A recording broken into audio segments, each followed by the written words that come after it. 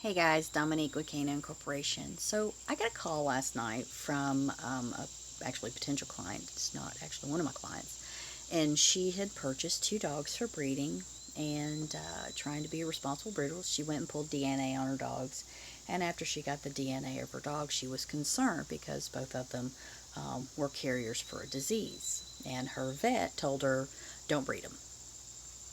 So um, let's go over DNA. So I'm going to give you a quick story of what happened to me, and I'll tell you why I'm very skeptical about DNA. So I have a Doberman. He was a puppy. He broke a tooth off and was bleeding profusely from his mouth. Couldn't get the bleeding to stop, and rushed him to emergency vet. And the vet walked in the door, took one look at him.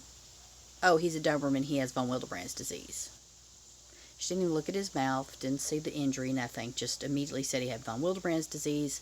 Handed me a bill for several thousands of dollars if I wanted to move forward. That's how emergency vets work. They'll give you a bill, and then you have to pay it before they'll do anything.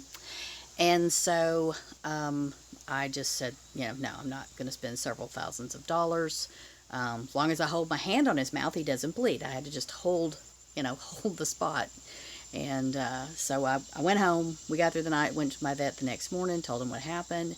He said, well, let's do a quick blood clotting test. Took the blood clotting test. Dog clotted immediately. My Doberman clotted immediately, said he does not have von Willebrand's disease at all. It was actually the injury where the tooth had broke off. It was just continuing to hit a blood source in there and made it continue bleeding. So basically it was a tooth extraction and all done. So we decide we're going to use the male for breeding. I go ahead and I pull the DNA test on him, and the DNA test comes back and says that he is affected von Willebrand's disease, meaning he has the disease. It's telling me my dog has the disease. Well, I already know my dog doesn't have the disease. My dog was tested. He did not have the disease. So, I mean, I know there's things that could come on later, but per my vet, that's not how von Willebrand's disease works. He would have always had a blood clotting disorder. He would not clot. So, this is my experience with it, of knowing that the DNA test was wrong. It said he would have it, and he didn't. When we went to breed him, however, we did find a clear female and make sure that he was bred to a clear female, since his records came back affected, but still doesn't have the disease. So I say all that to tell you this. When you pull DNA on your dogs, you need to use your DNA testing as a tool, but don't come through with a machete and, based on the DNA results, just get rid of everything you have, or refuse to breed them. You just need to breed smart. You're wanting to always breed to where you're getting them out.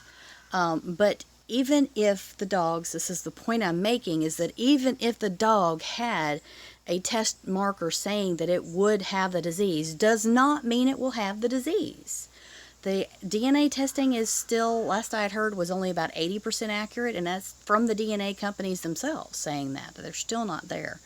And then, two, the things that they're testing for aren't always life-threatening. Now, von Willebrand's disease obviously is, but things like we have PRA and dachshunds. That's the big go-to right now that everybody's so concerned about.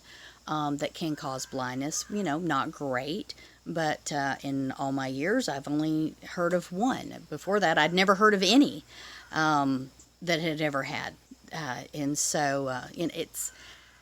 So, all that being said, it's a tool. Use it as a tool, but don't go out and just eliminate your herd because somebody comes back as affected or carrier.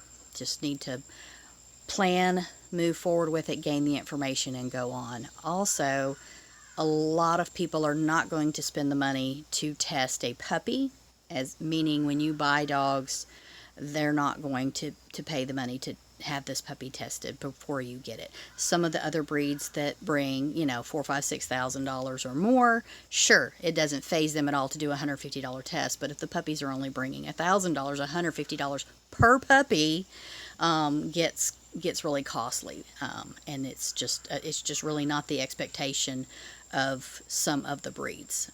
You can typically figure that out by the breeds that have designated test sets. So if you go into, I can't remember which one of the companies it is, but it's like you would go into it and it would just say like, the Dobermans. Here's the Doberman test.